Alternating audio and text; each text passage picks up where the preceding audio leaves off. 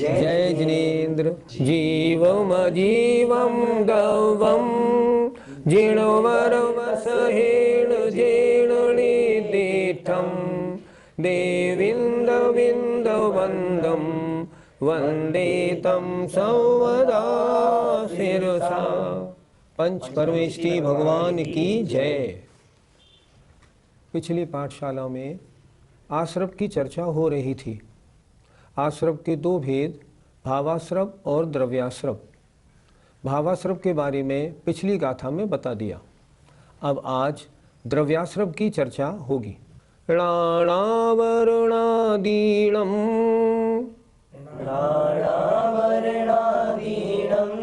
जोगं जं पुग्गलं समासवति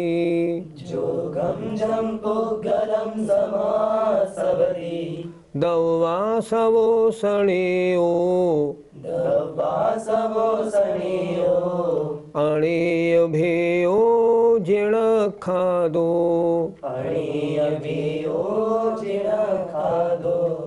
राणावर्णादीणम् ज्ञानावरण आदि कर्मों के जोगम योग्य, जम माने जो, पुद्गलम माने पुद्गल वर्गणाएं या पुद्गल समासविधि आता है। अर्थ माने कर्म वर्गणाओं का आना और कर्मरूप बनना। क्या कह रहे हैं? ज्ञानावरणादि कर्मों के योग्य जो पुद्गल वर्गणा समासविधि आती है, जो पुद्गल समूह आता है, स उसे दव्वासवो द्रव्याश्रव ण्यो जानना चाहिए। कितने प्रकार का है द्रव्याश्रव? अणेय भेयो, वह द्रव्याश्रव अनेक प्रकार का है, ऐसा जिणखादो भगवान ने कहा है। जिनेन्द्र देव ने ऐसा कहा है। पहली गाथा में भावाश्रव का स्वरूप बताया था। आत्मा के जिन परिणामों से द्रव्य कर्म आते हैं वो भावाश्रव, और इसमें कह रहे हैं जो द्रव्य कर्म आते हैं उसका नाम द्रव्याश्रव। एक बार फिर देख लें। ज्ञानावरणादि कर्मों के योग्य जो पुद्गल आता है, जो पुद्गल द्रव्य आता है, उसे द्रव्याश्रव जानना चाहिए। वह द्रव्याश्रव अनेक भेद वाला है, ऐसा जिनेन्द्र भगवान ने कहा है। गुरुजी, द्रव्याश्रव में कौन से पुद्गल आते हैं? पुद्गल की वर्गणाओं में जो वर्गणाएं कार्मण वर्गणा नाम से जानी जाती हैं, वे कार्मण वर्गणाएं द्रव्याश्रव में आती हैं और कर्मरूप परिणमन करती हैं। अन्य वर्गणाएं नहीं आती, सिर्फ कार्मण वर्गणा रूप पुद्गल आते हैं। गुरुजी, क्या द्रव्याश्रव में आने वाली वर्गणाएं एक जैसी होती है? एक जैसी तो होती हैं, पर उनका स्वभाव अलग अलग होता है। जो वर्गणाएं आती हैं वे 8 भेद वाली होती हैं। उनका जो नेचर है ना, उनका स्वभाव 8 प्रकार का होता है। उनमें जो कुछ ज्ञानावरण रूप परिणमन करने योग्य होती हैं, कुछ दर्शनावरण रूप परिणमन करने योग्य होती हैं, कुछ वेदनीय रूप होती हैं। इस तरह 8 कर्मों के अनुसार 8 कर्मरूप परिणमन करने की क्षमता वाली 8 प्रकार की वर्गणाएं आती हैं। वे यद्यपि सामान्य से कार्मण वर्गणा कहलाती हैं, पर उनका स्वभाव अलग अलग होता है। जैसे मान लो क्रिकेट की टीम के 12 छात्र आए। हमने कहा क्रिकेट टीम आई है, सब खिलाड़ी हैं, सब एक से हैं, लेकिन उसमें कोई प्लेयर है, बैट्समैन है, कोई बॉलर है, कोई फील्डर है, कोई विकेट कीपर है, ऐसे अलग अलग नेचर वाले हैं। उसी तरह जो कार्मण वर्गणा रूप पुद्गल आता है वह 8 स्वभाव वाला होता है। उसमें जो ज्ञानावरण की योग्यता रखने वाला है वो ज्ञानावरण रूप परिणमन करता है। जो दर्शनावरण रूप परिणमन की योग्यता रखने वाला है वो दर्शनावरण रूप परिणमन करता है। ऐसे 8 स्वभाव वाली वर्गणाएं प्रति समय आती हैं। गुरुजी, हमारे प्रति समय कितने कर्मों का आश्रव होता है? प्रत्येक जीव के आयु कर्म प्रति समय नहीं बंधता। आयु कर्म कब बंधता है? जब उसका बंधने योग्य अपकर्ष काल होता है। बाकी शेष 7 कर्म प्रत्येक जीव के प्रति समय बंधते हैं। हमारे प्रति समय 7 कर्म बंध रहे हैं, और जब आयु कर्म के बंध होने का काल आएगा उस समय 8 कर्म हमारे बंधेंगे। प्रत्येक जीव के साथ ऐसा ही होता है। तो गुरुजी कौन से कर्म आत्मा में आते हैं? जैसे परिणाम, आत्मा का जैसा कार्य वैसे कर्म आते हैं। मान लो किसी समय हम किसी को दुखी कर रहे हों तो असाता वेदनी कर्म आता है, और किसी समय हम किसी को सुखी कर रहे हों तो साता वेदनी कर्म आता है। जैसे आत्मा के परिणाम वैसे कर्म आते हैं। गुरुजी, तो कर्म कितने प्रकार के होते हैं? कर्म 8 प्रकार के होते हैं, और यदि उनके भेद प्रभेद करें तो 148 प्रकार की कर्म प्रकृतियां होती हैं। कर्म कौन कौन से हैं? पहला कर्म है ज्ञानावरणी कर्म। क्या करता है? आत्मा के ज्ञान गुण को ढकता है। दूसरा दर्शनावरणी कर्म, आत्मा के दर्शन गुण को ढकता है। तीसरा वेदनीय कर्म, आत्मा को सुख और दुख देता है। चौथा मोहनी कर्म, आत्मा के सम्यक्त और चारित्र गुण का घात करता है, आत्मा को मोहित रखता है। आयु कर्म, आत्मा को निश्चित समय तक एक शरीर में रोके रखता है। नाम कर्म, आत्मा को तरह तरह का शरीर दिलाता है। गोत्र कर्म, आत्मा को ऊंचे या नीचे कुल में जन्म दिलाता है।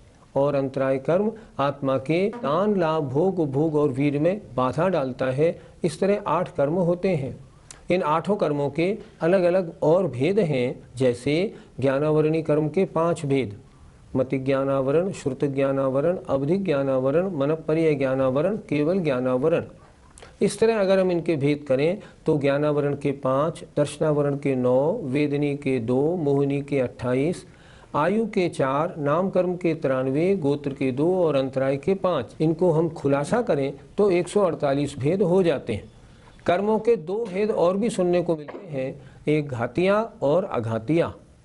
ज्ञानावरणी, दर्शनावरणी, मोहिनी और अंतराय ये आत्मा के निजी गुणों का घात करते हैं, इन्हें कहते हैं हम घातिया कर्म। और शेष 4 कर्म वेदनी, आयु, नाम और गोत्र ये अघातिया कर्म कहलाते हैं। गुरुजी, किस समय कौन सा कर्म बंधता है? अपने परिणाम या कार्य के अनुसार वे कर्म बंधते हैं। जैसे मान लो हम किसी अन्य की बुराई कर रहे हैं तो नीच गोत्र कर्म बंधता है। हम मायाचारी कर रहे हैं तो रेंच आयु बंधती है। शास्त्रों में 148 प्रकृतियों के या 8 कर्मों के आने के आश्रव के कारण लिखे हुए हैं। अगर किसी के ज्ञान में दोष लगाएं, किसी की किताब फाड़ दें या दुबका दें तो ज्ञानावरणी कर्म का विशेष बंध होता है। अगर किसी के दर्शन करते समय हम किसी के आगे खड़े हो जाएं तो दर्शनावरणी कर्म का बंध होता है। हम किसी को दुख दें तो असाता वेदनी का बंध होता है। इस तरह जो कार्य हम करते हैं उस समय उस कर्म का विशेष रूप से बंध होता है। एक कारमाण वर्गणा में कितने परमाणु होते हैं? एक कारमण वर्गणा में अनंत परमाणु होते हैं, अर्थात अनंत परमाणु मिलके एक कारमण वर्गणा बनती है। गुरुजी, आपने बताया हमारे प्रति समय 7 कर्मों का आश्रय होता है, तो जो एक इंद्रिय जीव हैं उनके प्रति समय कितने कर्मों का आश्रय होगा? एक इंद्रिय हो, निगोदिया हो, 2 इंद्रिय हो या पंचेंद्रिय हो, प्रत्येक जीव के वर्तमान में हम सभी के 7 कर्मों का आश्रय प्रति समय होता है। और तो और सुनो, केवली भगवान होते हैं ना, उनके भी आश्रय होता है। उनके आश्रय क्यों होता है? क्योंकि आश्रय का एक कारण योग उनके मौजूद है। उठते हैं, विहार करते हैं, उनकी दिव्य ध्वनि होती है तो उनके मनोयोग, वचन योग, काय योग प्रति समय रहता है। उसके कारण उनके प्रति समय कर्म आते हैं, पर एक ही कर्म आता है साता वेदनी। साता वेदनी की कितनी वर्गणाएं आती हैं? समय प्रबद्ध वर्गणाएं केवली भगवान के भी प्रति समय साता वेदनी की आती हैं, आश्रम उनके भी होता है। हम स्वाध्याय कर रहे हों तो भी हमारे ज्ञानावरणी कर्म का बंध होगा? हाँ होगा। हमने बताया ना, ज्ञानावरणी कर्म का बंध प्रति समय होगा। तो प्रश्न ये उठा, हम खेल रहे हैं, हम टीवी देख रहे हैं, हम स्वाध्याय कर रहे हैं, हम पूजा कर रहे हैं, अगर ज्ञानावरणी कर्म का बंध प्रति समय हो रहा है तो अंतर क्या पड़ा? फिर तो हम कुछ भी करें नहीं, ऐसे नहीं। ज्ञानावरणी कर्म का बंध तो प्रति समय है। ज्ञानावरणी कर्म खराब कर्म है, आत्मा के ज्ञान गुण को ढकता है। लेकिन अगर मान लो आप किसी की किताब फाड़ रहे हैं या दुबका रहे हैं, किसी के ज्ञान में आप दिक्कत कर रहे हैं, तो क्या होगा? ज्ञानावरणी कर्म का बंध होगा और उसका फल बहुत तीव्र होगा। अगर आप स्वाध्याय कर रहे हैं या जिस समय अभी हम यहाँ बैठे हैं और पढ़ रहे हैं, उस समय ज्ञानावरणी कर्म का बंध तो होगा, बहुत हल्का होगा। बंध तो होगा पर उसके फलदान शक्ति बहुत कम होगी। इस तरह कार्य के अनुसार कर्म बंध में या उनकी स्थिति अनुभाग में अंतर पड़ता है। आश्रव के दो भेद, जीवाश्रव अर्थात भावाश्रव और अजीवाश्रव अर्थात द्रव्याश्रव, इनकी चर्चा पूरी हुई। आइए अब बंध की चर्चा करते हैं। बज्जधिकं मम जेण दो चेदण भावेण भावबंधो सो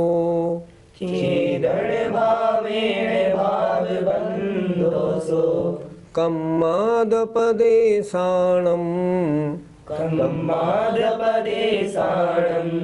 अन्लोलपवेशणम् इदरो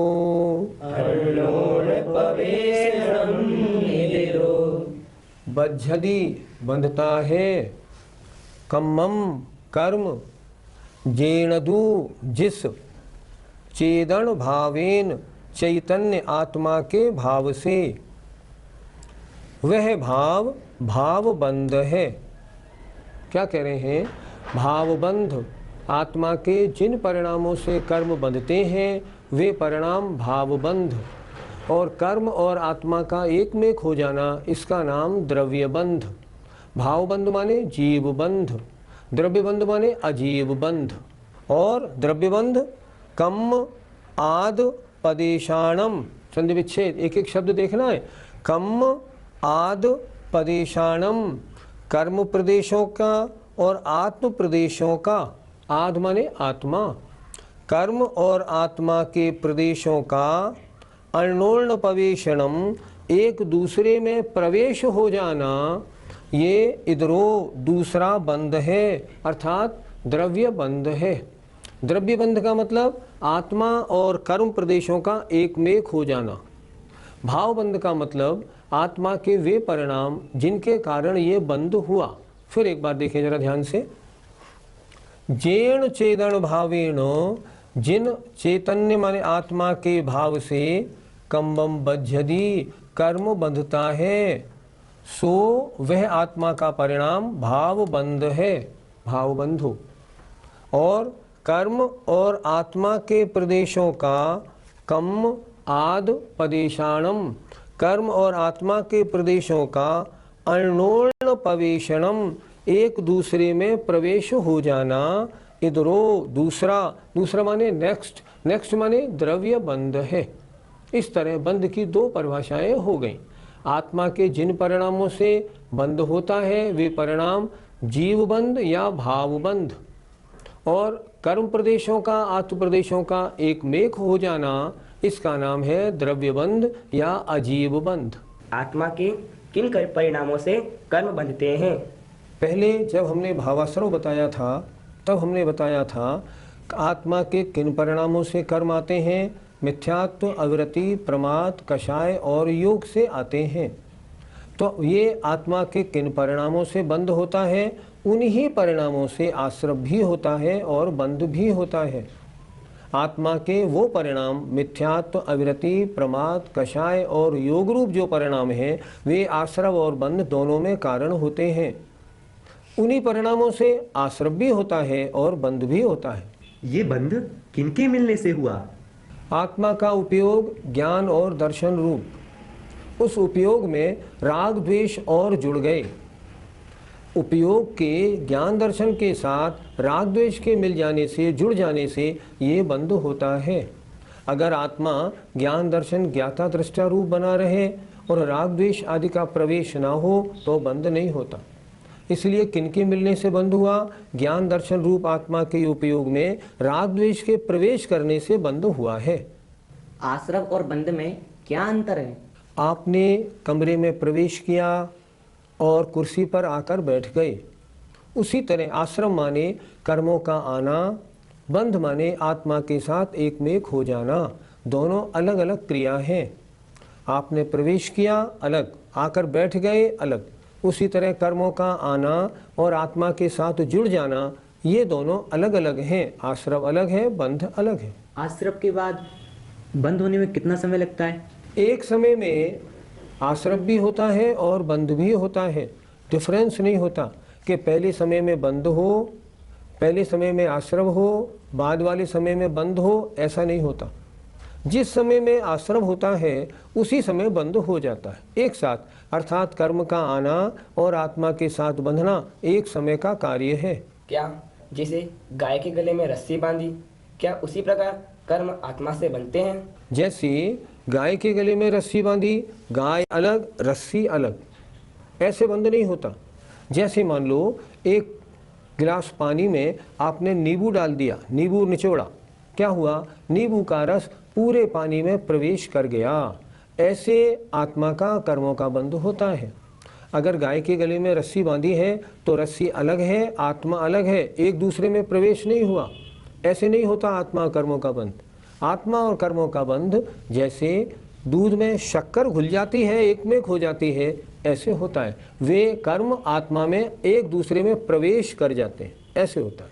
आत्मा अमूर्तिक है, कर्म मूर्तिक है, फिर इन दोनों का बंध कैसे हो गया? आपका प्रश्न बहुत ठीक है, लेकिन आपने ध्यान नहीं दिया। हमने जो पहली गाथा पढ़ाई थी 8 नंबर की, उसमें हमने ये पढ़ाया था कि ये आत्मा में रूप रस गंध स्पर्श तो नहीं होते, लेकिन हमने ये भी बताया था कि जो संसारी आत्मा है वह मूर्तिक होती है। संसारी आत्मा क्यों मूर्तिक होती है? उसके साथ मूर्तिक कर्मों का बंध हो गया, अब वो आत्मा भी मूर्तिक हो गई। तो अब मूर्तिक आत्मा के साथ मूर्तिक कर्मों का बंध होने में क्या दिक्कत?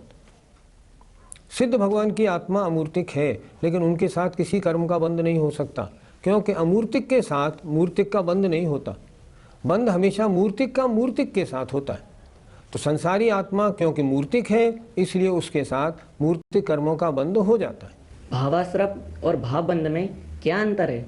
आत्मा के जो परिणाम आश्रम में कारण है वे भावाश्रम हैं, और जो बंध में कारण है वे भावबंध हैं। इस अपेक्षा अंतर है, पर वास्तव में देखा जाए तो मिथ्यात्व, वृत्ति, प्रमाद, कषाय, योग रूप जो आत्मा के परिणाम हैं वे तो दोनों में एक ही हैं। आत्मा के एक ही परिणाम से आश्रव और बंध दोनों होते हैं। हमारे प्रति समय कितने कर्म बंधते हैं?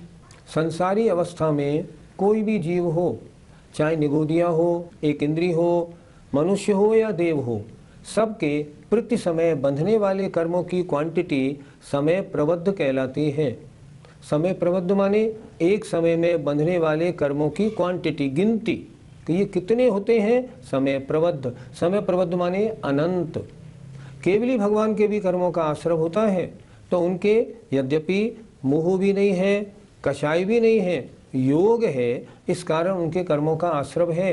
पर कर्म आते कितने हैं? समय प्रबद्ध। समय प्रबद्ध ही कर्म आते हैं। हमें अगर अपनी आत्मा को बंध से बचाना हो तो क्या करना चाहिए? तो बंध के कारणों से बचना चाहिए। जैसे बंध के कारण मिथ्यात्व, अविरति, प्रमाद, कषाय, योग। अब इनमें से हम जिस जिस कारण से बचते जाएंगे उस कारण से होने वाला जो बंध था वो हमारा दूर होता जाएगा। जैसे मान लो कोई जीव अभी मिथ्या दृष्टि है और उसके मिथ्यात्व के कारण आश्रय बंद हो रहा है। अगर वो मिथ्यात्व छोड़ के और सम्यक दृष्टि बन जाता है तो मिथ्यात्व के कारण जो बंध होता था वो बंध रुक जाता है। अविरति के कारण कर्म बंध होता था। अब यदि वह व्यक्ति मुनि बन जाता है और 5 महाव्रतों को धारण कर लेता है तो अविरति के कारण होने वाला उसका बंध पूर्णतया रुक जाता है। इसलिए जो व्यक्ति चाहे हमें आश्रयबंध ना हो, वो व्यक्ति आश्रयबंध के कारणों से दूर होता जाए। जितने कारणों को छोड़ता जाएगा उतना आश्रयबंध कम होता जाएगा, और जितना उनमें लिप्त होता जाएगा उतना आश्रयबंध बढ़ता जाएगा। तो बंध से बचने के लिए हमें कहाँ से शुरुआत करनी चाहिए? बंध का मुख्य कारण है मिथ्यात्व। सबसे पहले हम मिथ्यात्व से बचें, अर्थात खोटे देवशास्त्र गुरु हैं उनसे दूर हो जाएं, सच्चे देवशास्त्र गुरु की पूरी श्रद्धा बनाएं, आत्मा का परिचय प्राप्त करें, वेद विज्ञानी बने, 7 तत्व 9 पदार्थों पर पक्का श्रद्धान बनाएं। यदि ऐसा हमने बना लिया तो मिथ्यात्व के कारण होने वाला जो आश्रयबंध था वो रुक जाएगा। हम सम्यक दृष्टि बन गए इसलिए। और यदि हम वृत्ति बन जाते हैं और मुनिपद धारण कर लेते हैं तो अविरति के कारण होने वाला आश्रयबंध भी रुक जाएगा। सीधी सी बात है, आप चाहते हैं मेरे बंध ना हो तो बंध के जो कारण हैं, जिन कारणों से बंध हो रहा है उनसे दूर होते जाइए, आपके बंध रुकता जाएगा। हम सबको चाहिए हम भी आश्रव बंध के कारणों से जितने बच सकें उतने बचने की कोशिश करें, और जिनसे अभी नहीं बच पा रहे हैं इनसे हम कैसे बचें इसके बारे में निरंतर अपना चिंतन बनाएं। ये चिंतन ही एक दिन हमको मोक्ष मार्ग की ओर ले जाएगा। आइए, जय जिनेन्द्र।